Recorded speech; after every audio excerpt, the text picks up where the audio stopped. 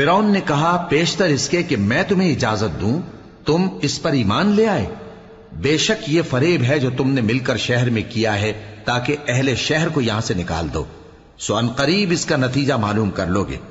میں پہلے تو تمہارے ایک طرف کے ہاتھ اور دوسری طرف کے پاؤں کاٹ دوں گا، پھر تم سب کو سولی چڑھا دوں گا۔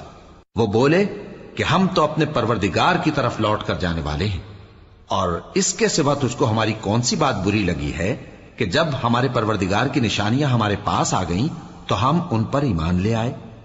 اے پروردگار، ہم پر صبر و استقامت کی دہانے کھول دے اور ہمیں فرمانبرداروں کی حالت میں وفات دیجیو۔ اور قوم فرعون میں جو سردار تھے کہنے لگے کہ کیا آپ موسیٰ اور اس کی قوم کو چھوڑ دیجیے گا کہ ملک میں خرابی کریں اور آپ کو اور آپ کے معبودوں کو چھوڑ دیں؟ اس نے کہا کہ ہم ان کے لڑکوں کو تو قتل کر ڈالیں گے اور لڑکیوں کو زندہ رہنے دیں گے، اور بلا شبہ ہم ان پر غالب ہیں۔ موسیٰ نے اپنی قوم سے کہا کہ اللہ سے مدد مانگو اور ثابت قدم رہو، زمین تو اللہ کی ہے، وہ اپنے بندوں میں سے جسے چاہتا ہے اس کا مالک بناتا ہے، اور انجام تو پرہیزگاروں ہی کا بھلا ہوتا ہے۔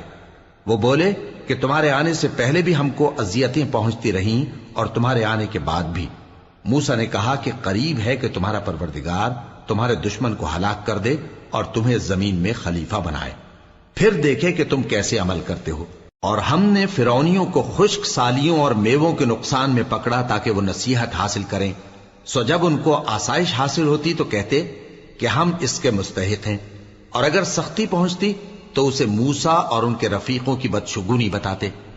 دیکھو ان کی بدشگونی اللہ کے ہاں مقدر ہے، لیکن ان میں سے اکثر نہیں جانتے۔